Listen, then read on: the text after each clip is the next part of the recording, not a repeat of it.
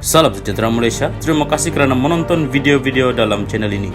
Sebelum kita mula, jangan lupa untuk tekan tombol subscribe, share, like, dan komen. Let's go!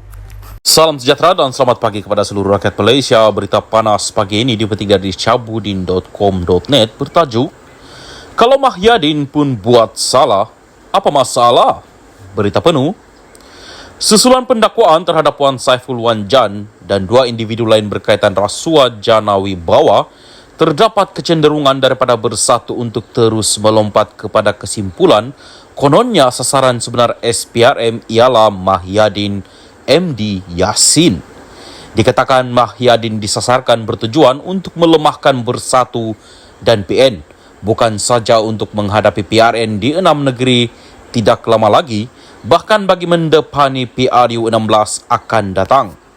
Selain ada pemimpin Bersatu yang secara terbuka membuat dakwaan sebegitu, sebuah video daripada individu yang mengaku dirinya sebagai penyelidik bebas kepada Wan Saiful juga turut membuat tuduhan palsu dalam konteks berkaitan terhadap SPRM.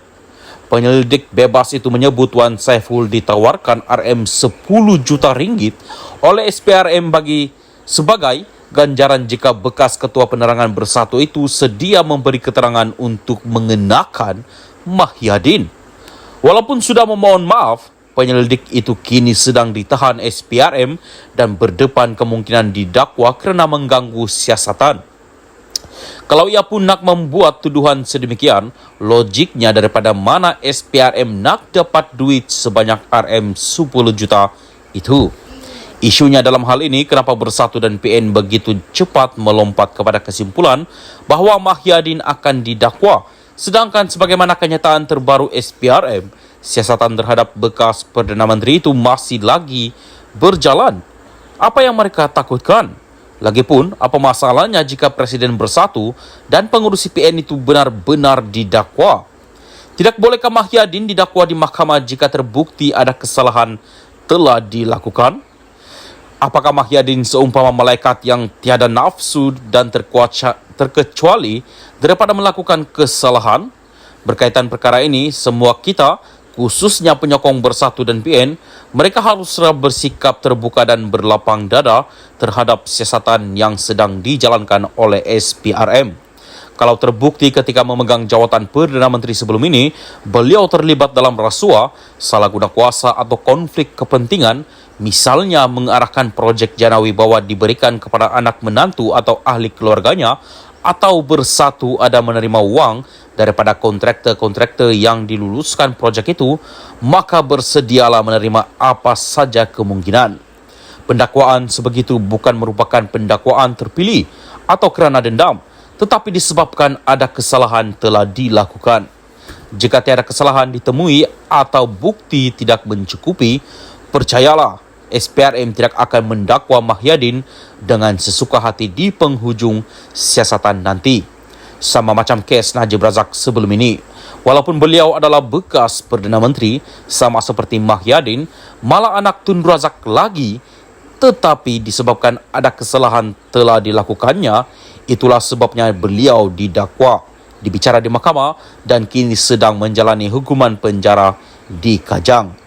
Jadi mengambil kira bahawa pendakwaan adalah berasaskan ada kesalahan telah dilakukan, tidak harus ada sebarang masalah atau rasa gundah jika Mahyadin pun didakwa juga di mahkamah selepas ini. Tiada salah, tiada masalah. Buat salah, baru timbul masalah. Syahbudin Hussein, 23 hari bulan 2, 2023. Salam sejahtera dan salam perpaduan. Berita seterusnya bertajuk SPRM siasat jika RM 50 juta untuk Bersatu masuk ke poket sendiri. Berita penuh. Suruhanjaya Pencegahan Rasuah Malaysia SPRM meneliti jejak wang RM 50 juta daripada 300 juta ringgit dana di bawah pakej rangsangan ekonomi yang didakwa diterima Bersatu. Sumber memberitahu utusan SPRM akan menyiasat sama ada RM 5 juta itu digunakan semasa kempen pilihan raya negeri PRN dan pilihan raya umum ke-15 PRU 15 lalu atau kemungkinan masuk ke poket sendiri. Sumber memberitahu siasatan SPRM mendapati ada pihak yang membelanjakan jumlah tertentu dana itu dan siasatan akan meneliti ke mana serta tujuan wang itu digunakan. Mengulas lanjut, kata sumber itu, kertas siasatan berkenaan hampir dilengkapkan selepas beberapa pemimpin bersatu dipanggil SPRM sebelum ini bagi memperinci setiap wang yang dibelanjakan. Kertas siasatan hampir siap sebelum tindakan seterusnya diambil. 2 akaun bernilai Rm40 juta milik bersatu masih dibekukan SPRM, jelasnya ketika dihubungi semalam. Sebelum ini, Malaysia kini melaporkan sumber SPRM mendakwa bersatu menerima sumbangan daripada kira-kira 10 kontraktor yang menerima pelbagai projek semasa parti itu menjadi kerajaan.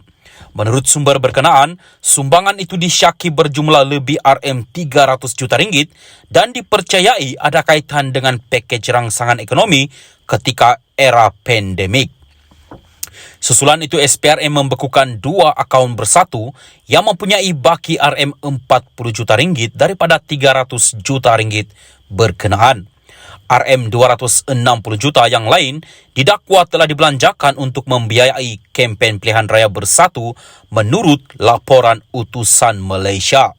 Baru-baru ini, beberapa pemimpin bersatu termasuk ketua penerangannya, Wan Saiful Wan Jan, didakwa atas tuduhan rasuah dalam kes berasingan melibatkan Jana Wibawa.